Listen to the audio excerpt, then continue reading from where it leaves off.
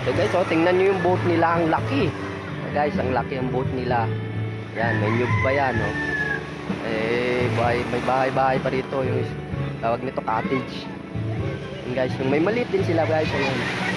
May maliit din. Yan ang kaanuan ng view nila, may nyug. Yan, guys.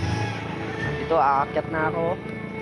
At alam natin, oh, guys, aakyat na ako rito. Ito yung bahay ng bayaw ko.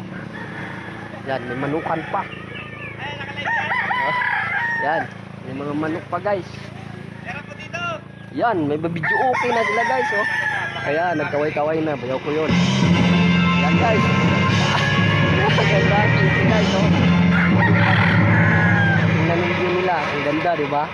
Hindi no, wala nang sabong dito guys, bawal. Bakit sabong yan guys, ah? Oh, yan, ang ganda. Oh, yan.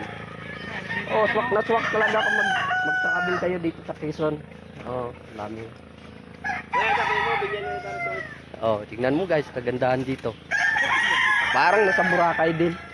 Pero mas maganda pa sa Boracay ito kasi malapit dito lang. po kayo maligo. Ito po yung manager ng Villanueva Resort. Oh, yun oh. Ayan, pakita mo Nakaupo. kuya, pakita mo. Ayan.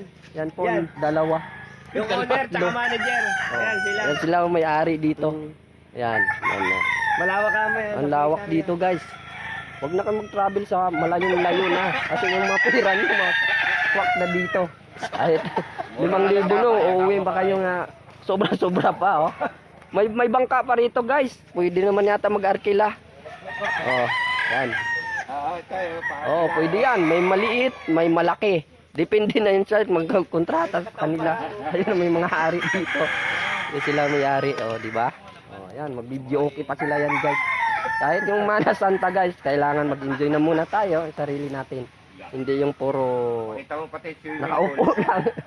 Ay, so, tingnan mo naman. O, di ba? Ang ganda. O, saan ka pa? O, ay, dito ako magtatapos guys. Maraming salamat. Sana maintindihan nyo.